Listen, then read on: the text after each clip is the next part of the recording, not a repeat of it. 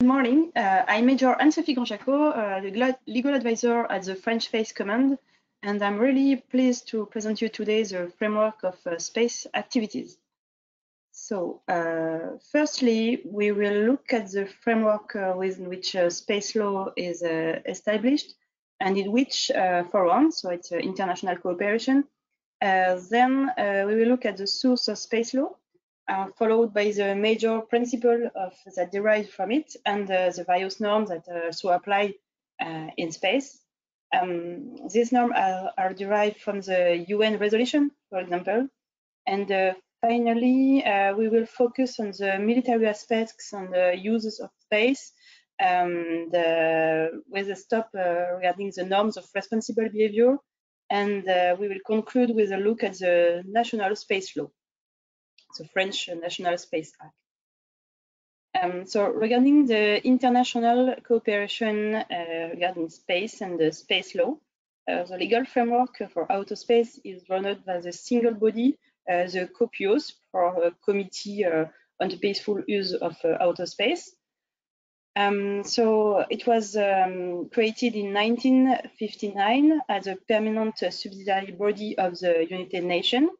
It comes from 18 to 100 members around, and we can find scientific and technical subcommittees and legal subcommittees. Its agenda is determined by the UNGA, and all decision has to be made by consensus. So this space committee, Space COPIOS, is responsible for drafting international space law, in particular the treaty governing space activities, as well as the principle adopted by the General Assemblies and other resolutions specifying the application of this law.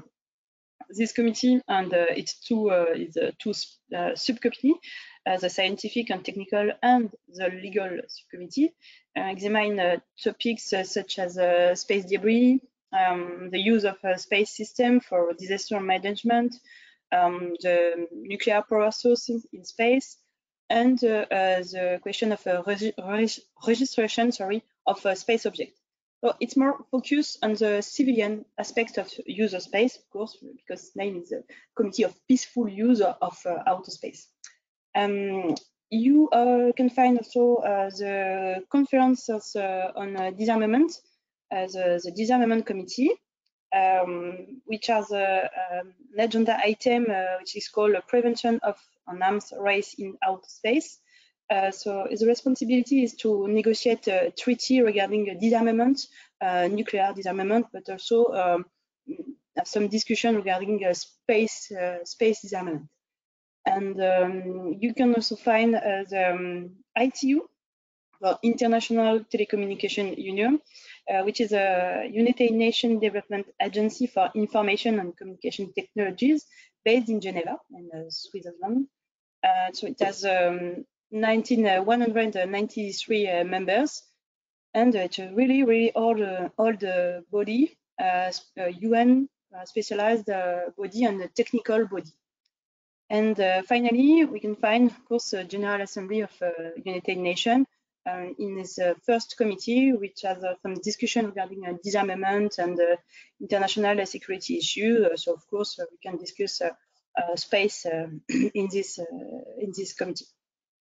So let's move on. So regarding the legal framework of space and space activities. So how space law looks like. So not really hard, because we do not have a lot of treaty, a lot of text. So we just take a look of the slide and dig up a little bit. So on the left side on this page, you can see what we call the hard law. It's a conventional law, and you can find various treaties which we will describe it later. You have the Moon Agreement, in 1979, the last one on the left. It's a regime for the exploitation of space resources, and it's some debate regarding the common heritage of mankind, such as the seabed. So very few countries ratified it, but France is a signatory of this agreement, but not ratified this agreement. So space law, all space law must comply with international law. It's described in the Article 3 of the Space Treaty. So you can find it on the top of the page. So the UN Charter and all the international law. On the right side, you'll find the soft law. The soft law is made up of all the standards and the resolution that are not legally binding. The opposite of the hard law, the treaty, which is a legally binding norms. It's not legally binding, but we need to take into account this resolution, this text, and take into consideration. So because these have often led to the establishment of best practices in the use and exploration of space. So if we move on to the next slide, the space law is quite a recent phenomenon.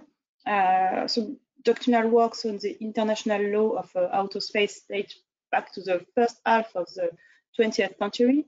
It was the first Soviet and American satellite launch in 1957 and 1958, respectively, that prompted states to consider devising specific rules regarding space. It was really a universal interest between these two superpowers, these two nations. So these rules were drawn up within the UN framework rather than through interstate or between states conference, and they benefited from the creation of the COPUOS in 1958. So at the end, only 5 major texts define the international law of outer space. The first one is the Outer Space Treaty, the treaty on principles governing the activity of space in the exploration and use of outer space, including the moon and other celestial bodies, known as the Outer Space Treaty, which was concluded on 1967 and came into force in the same year. So this treaty is kind of the space charter and is still the most widely supported and followed treaty by the space power.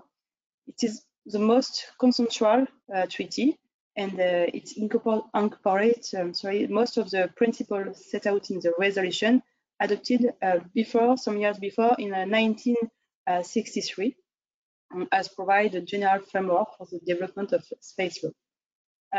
For example, it enshrines the status of astronaut as an envoys of humanity.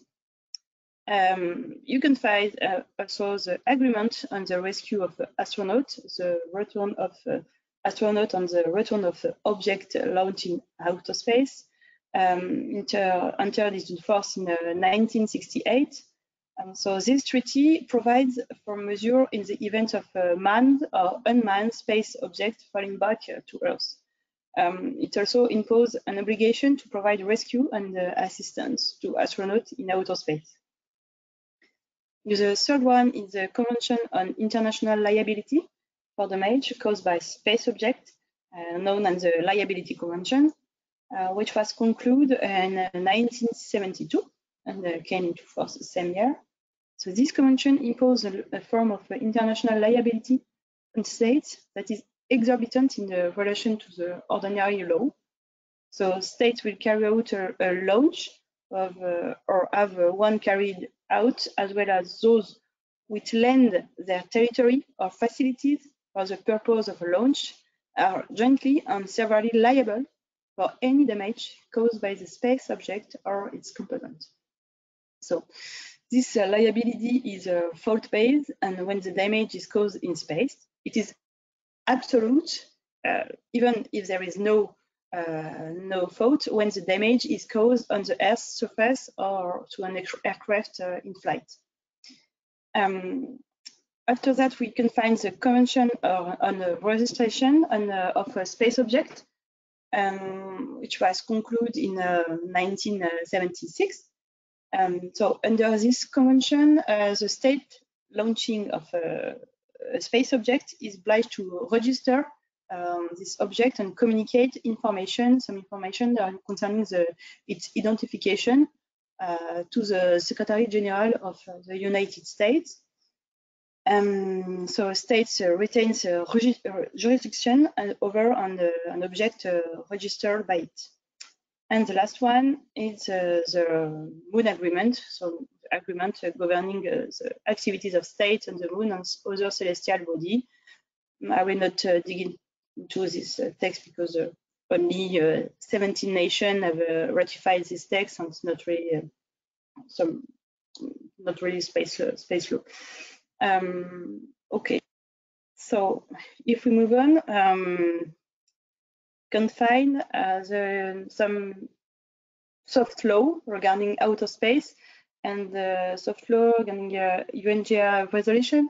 So the rules that are neither mandatory or binding, although they can influence behavior.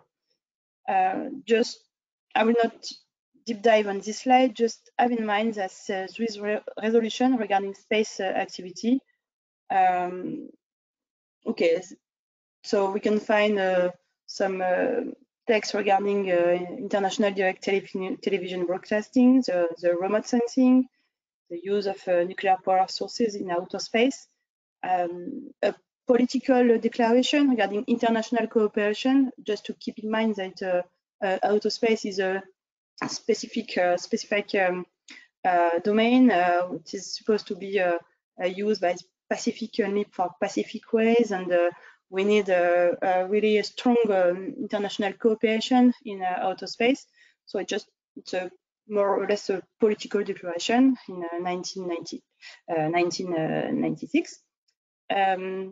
After that, some resolution regarding the concept of launching states, and another text regarding the registration of space object.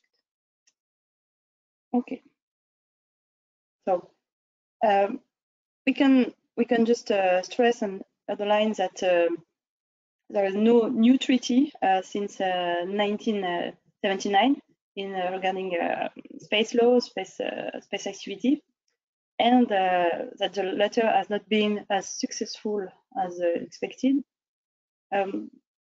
There is therefore gradual disaffection with a legally binding instrument, because states prefer to use codes of conduct or agreement between a space agency or private company to regulate present and future activities in space.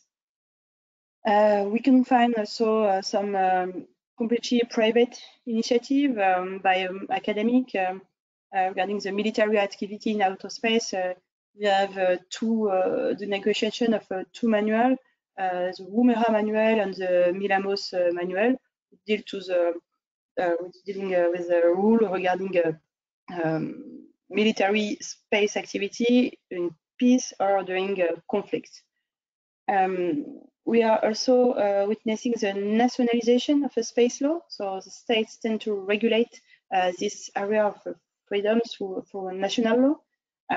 So most of this national law are in line with this treaty, with international treaty, but are adapted to national circumstances, and some sides go even further, especially when we have some national legislation regarding exploitation of resources in Luxembourg or in the USA.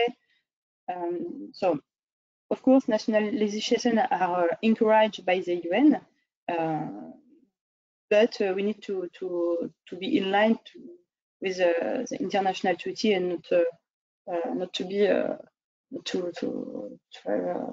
some so if we move on,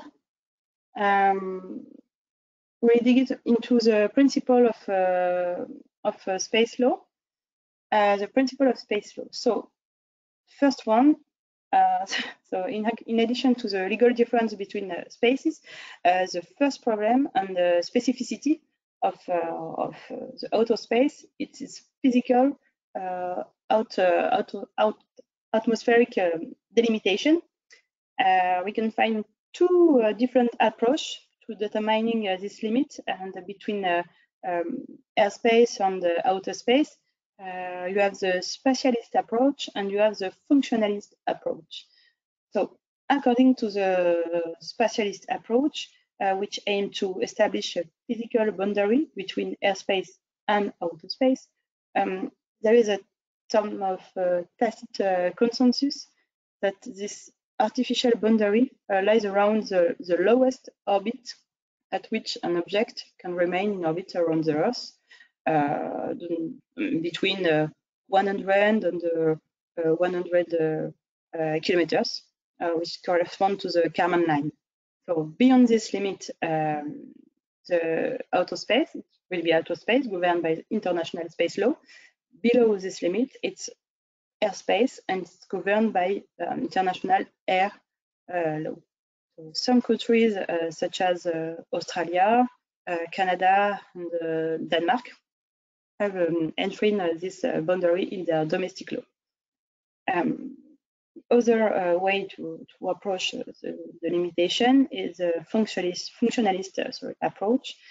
So according to the functionalist approach, the applicable legal regime depends not on the geographical location where an object evolves, but on its nature or the way in which it is used.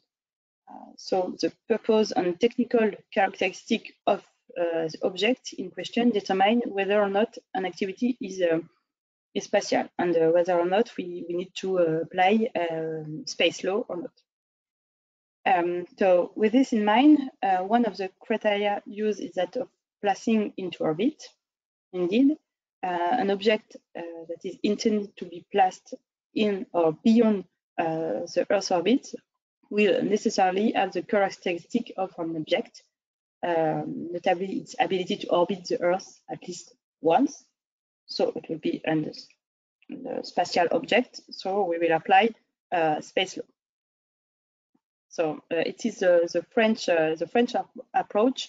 It's the functionalist approach.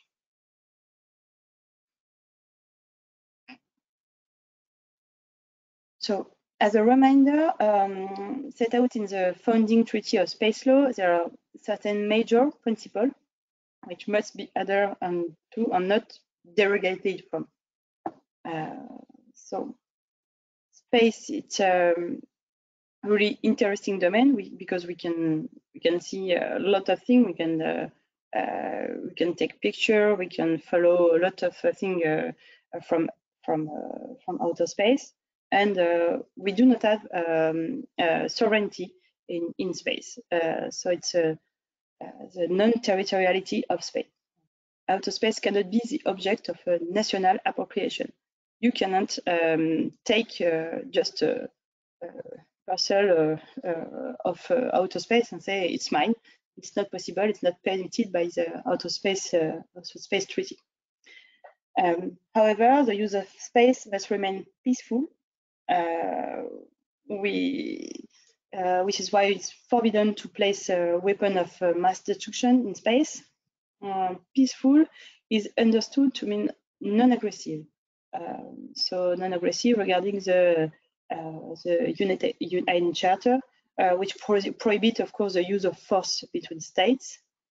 But, however, space can still be used to support military activity on Earth. So its use is not exclusively peaceful, but only peaceful. We made a slight distinction between peaceful and exclusively peaceful. But we will come back to it just later. So here we can find some principle of space law. We will dig it a little bit more just after. But outer space is an international space in which states actors enjoy a lot of freedoms, tempered by a number of principles relating to international responsibility, liability for damage, and peaceful use of space. So the freedom of use and exploration of a state, the possibility of reaching any point in space and on celestial bodies. Certain can find some exception in connection with the geostationary position for satellite due to the role of International Telecommunication Union. But the rule is just meaning not to have some interference between satellites in a geostationary position. This freedom of use is limited by the principle of non-appropriation of space and celestial bodies, which must remain free from any national appropriation, including the proclamation of sovereignty. However, there are strong claims by several states to the mineral resources of a celestial body. So their legal status is under debate regarding a space lawyer, and we don't have a definitive answer for now. So the peaceful use of space is another principle that limits freedom of use. Consequently, all measures taken in outer space must be of non-aggressive nature, in accordance with the United Nations Charter. Just as mentioned, the placement of a weapon of mass destruction in space is totally prohibited. Also, the transit of such weapon through space is not. And the placement on orbit of conventional weapon is not explicitly forbidden and is subject to the discussion in a dedicated international forum like a conference on disarmament that I mentioned at the beginning of my presentation. So the moon and other celestial bodies are reserved for exclusively peaceful purposes and must not involve any military activity. In particular, no weapons are permitted. Astronauts are regarded as envoys of humanity and are accorded a status similar to that to the sailor in distress in the sea. So, if possible, all nations have a duty to provide assistance to astronauts in distress. So after a hard landing, for example, they will not be detained, but must be released as soon as possible. Freedoms of outer space are also tempered by the principle of liability. A launching state must pay compensation for damage caused to an object or person on Earth or to an aircraft in airspace, even if there is no fault. However, the launching state is liable for damage caused to space by another space object, only if a fault has been committed, which can be, of course, difficult to establish and to prove without proper monitoring of the space situation. And the launching state has a right to issue a rule on the regulation, to exercise a personal jurisdiction over a space object it has registered. And another counterpart of freedom of use is the fact that states assume international responsibility for the national space activity of its national, both public and private. Okay, so this is why it is our duty of each state to constantly monitor this activity. For example, the French National Space Act. We need to have authorization for all the space activity which has been executed from the French territory or by a French operator.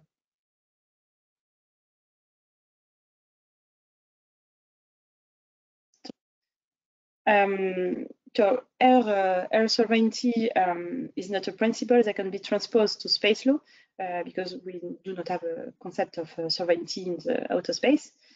The freedom of exploration is to be understood in a broad sense, since it concerns orbits around the Earth, celestial body, including the moon, and orbits around them.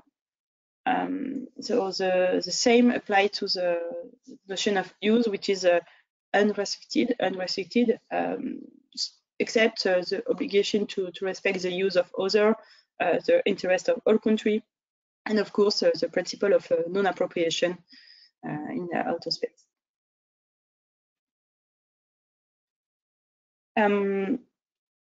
So we can find two types of obligation in the space law. So the obligation to control space object, and the obligation to answer for damage caused by one space object. Obligation to control is linked to the obligation to continuously monitor the space activity of the state and the government entities attached to it. The latter must retain control of its space object, register under its flag, and will also be liable for all entity operating the satellite under the same flag. So this obligation is reflected in the condition under which a company may send its satellite into space, subject to authorization by the space nation. As I mentioned just earlier, we have this process of delivering authorization in our national French space law. Ascribing a liability to the launching state through the prism of extensive definition multiplies the number of parties, of person, of entities responsible, and of course the chance of a compensation for a victim. So the obligation to answer for damage is laid down in the Article 7 of the Space Treaty and in the Liability Convention. So it's a joint and several liabilities. So one state can substitute for another, but at the end there is always someone which is responsible and have to pay for the damages. Space is a common good, is a province of all mankind. So we need to preserve it for ourselves and for the future generation. So that's it.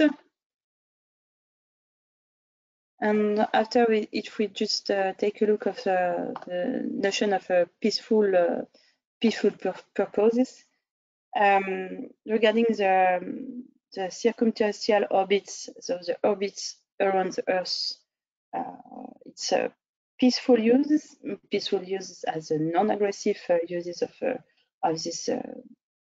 this place. We need to just nuance a little bit this assertion, because with regard to the anti-satellite weapon, for example, the tests are not really formally and legally prohibited. So we can just it's just a prohibition on placing in orbit an object carrying nuclear weapon on any type of weapon of mass destruction, which is prohibited regarding the space law. If we move on, regarding the celestial body and the orbits and the moon. So you can see we have just a different regime regarding moon, celestial body, orbit around them, and orbits around the Earth. It's more restrictive regarding this area, because the use is reserved for exclusively peaceful purposes. So no construction of military installation of fortification, no weapons testing or any kind of military maneuver. We can use military personnel, but only for scientific purposes. So moon and if we just take a look at the Moon Agreement, even if it was not really a strong treaty, but the Moon Agreement prohibits any threat or use of force on or from the moon. So just to sum up the difference between both, we have exclusively peaceful purposes for the moon, for all other celestial body and their orbit. So it's a complete demilitarization. And in the silence of the Outer Space Treaty, the OST, So in the Earth orbit, and you can find the implicit, of course, authorization of conventional weapon and the transit of a weapon of mass destruction. So it's just peaceful purposes for in the silence of the outer space treaty.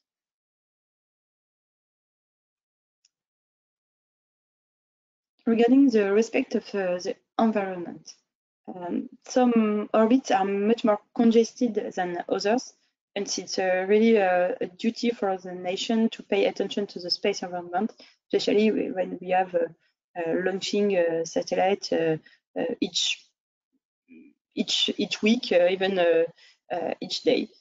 So firstly, for purely environmental consideration, but also for the use that nation make of the outer space, if orbits are too polluted, if there is too many satellites, too many debris in orbit, this can have an impact on the placement of satellites in orbit and risk of collision and Kessler effect and so on. We had the creation of the EADC in 1993 by the major space agency, EADC for Interagency Space Debris Coordination Committee. So they discuted a lot of environmental preoccupation, which role we can make to be more respectful for regarding the environment, the outer space environment. And they published a code of conduct in 2007 under the guise of the United Nations.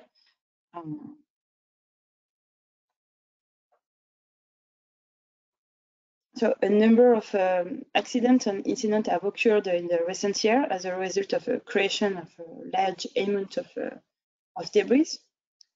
No state has been condemned on the legal basis of the Outer Space Treaty. It's only a political condemnation because you do not have a specific article in the space law which forbid you to make debris formally. So you just need to make some political condemnation when it's occurred. So, for example, the Indian test, the Indian justified their action as a response to the growing threat in the space sector, just a demonstration of a capacity for deterrence in the context of the space warfare and heightened risk, which, while underlying the parallel with nuclear power.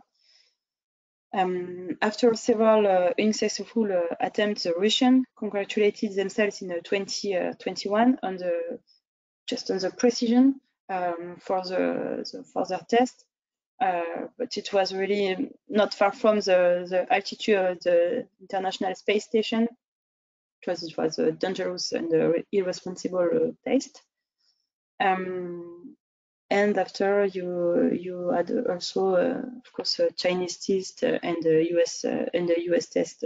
So don't you have a foreign nation able to launch anti-satellite missile in outer space? Just a little focus on the ITU regulation. So the radio frequency spectrum is a rare resource that must be managed at international level by the ITU.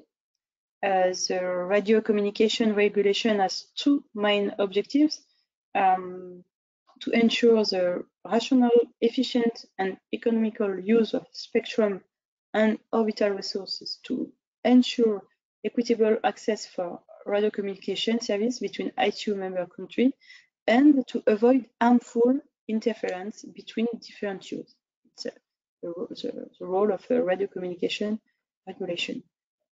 So to implement this objective, the radio communication regulation contains three types of provision: the frequency band allocation coordination, and the notification mechanism, and additional provision specific to certain service. The allocation of frequency to service in such a way to enable each country to use a spectrum for its own without causing harmful interference to other countries. It's the main objective of the ATO regulation.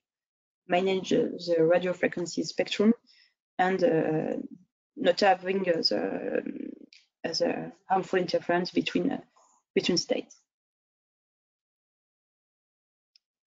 So if we move on just a little bit regarding the military activities and the space war, maybe one day, and regarding the legal framework in case of a space war. At first glance, peacetime and wartime are easy to distinguish. However, as conflicts evolve, it's not really easy to approach. So for space, we have a zone we call the gray zone. It's a blur period between peacetime and armed conflict. And it's really difficult to assess in space, and raise a major question about the law applicable to it. So at which time, where is the trigger between the peacetime and the wartime in the space activity, in space context? It's really hard to have a clear position on it and a clear exception on it. On the other hand, there is no doubt for the France and for a lot of countries about the applicability of LOAC for Law of Armed Conflict in wartime and its main principle. So we just take a look at the main principle of Law of Armed Conflict. So conflicts can arise in outer space, but also in any environment or at the same time in several environments. So just keep in mind that for regarding the definition of a military objective, it's a distinction principle because space is not always easy given to the problem of duality of dual satellite in particular. You can have specific satellite dedicated to military activity, like for us Syracuse, for example, telecommunication satellite. But you can have also dual satellite used for civilian activities and also for military activity. So it's quite sometimes hard to deal with this kind of question at when it is a military objective and when it is not a military objective. After you can have the question of direct participation in hostilities. So the right to participate directly in hostilities also implies the possibility of being legally targeted by enemy forces. It's when civilian people take a weapon, for example, and just taking parts of a conflict. So when you are on the ground, it's not really easy to assess, but it's more easy on the ground than for space conflicts. It's going to be really hard to assess when you have a direct participation in hostility or not. So regarding the definition of armed forces and combatant by the Protocol Additional 1 in the Geneva Convention, and you have the status of astronauts. The status of astronauts are special because they are considered as envoyed of humanity, and they are therefore protected and are only in space if they are only in space for scientific or research purposes, even if there are military, because you have a lot of astronauts who are before were in the military. So you need to just keep in mind this kind of stuff.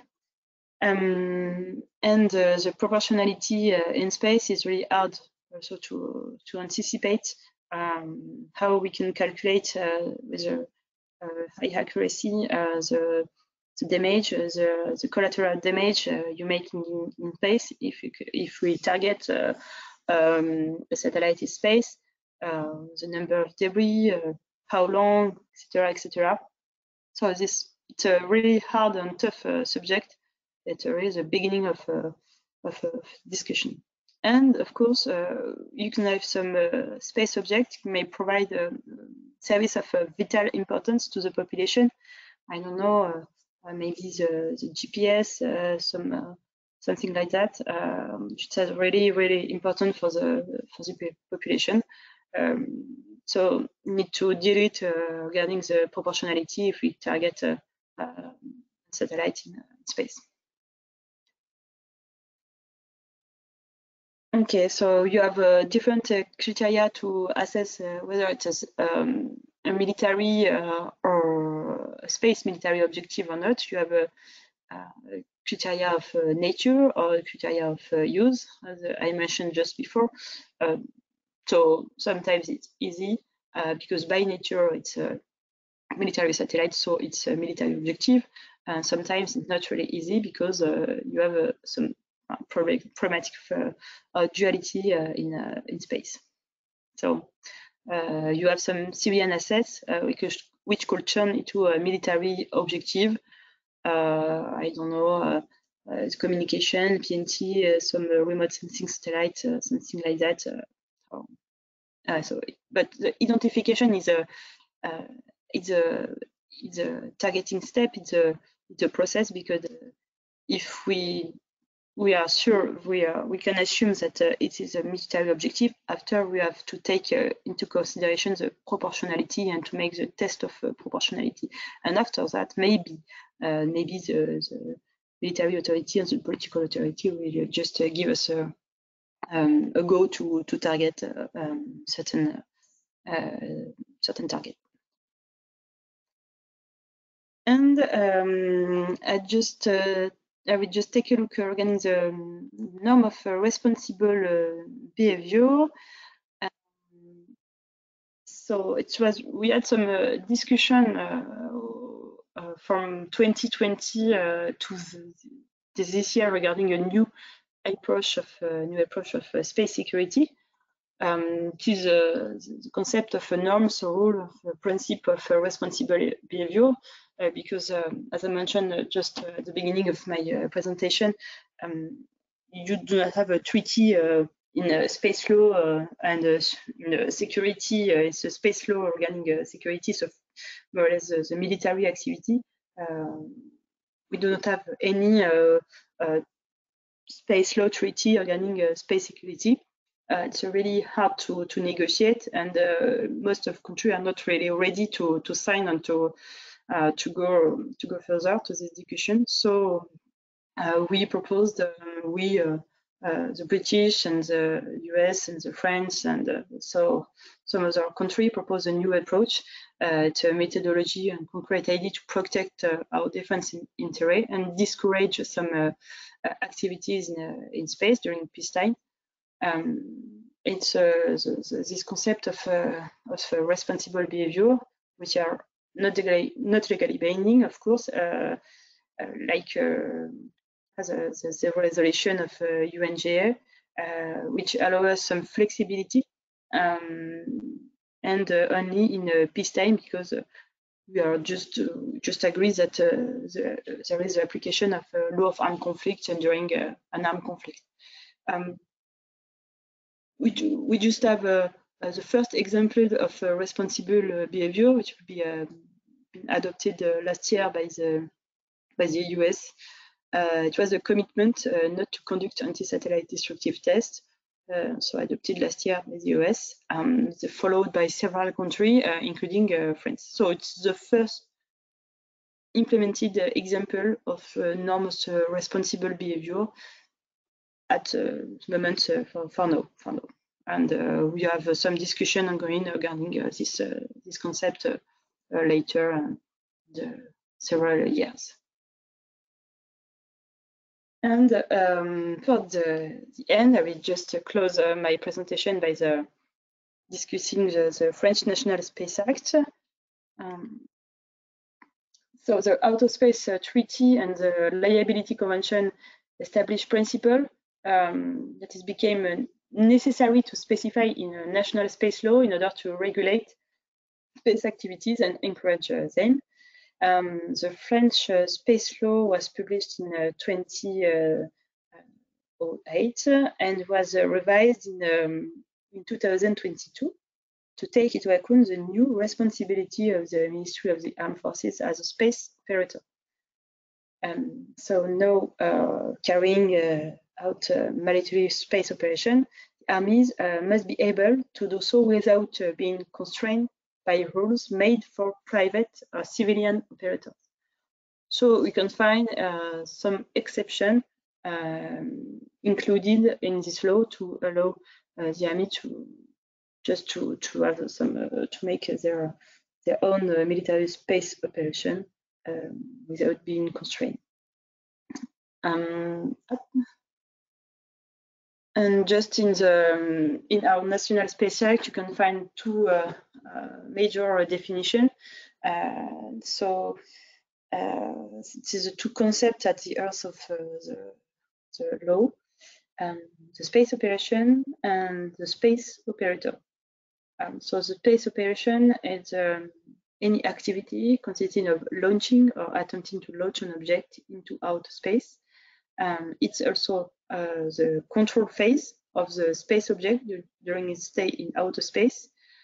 And if applicable, it's returned to Earth. So you have three different operations: the launching, the control, and the return back to Earth. And you have also the mention of a space operator, which is any natural or legal person who conducts under his or her own responsibility and independently a space operation. As mentioned, the Ministry of Armed Forces is a space operator and can conduct some military space operation. And this concludes my briefing.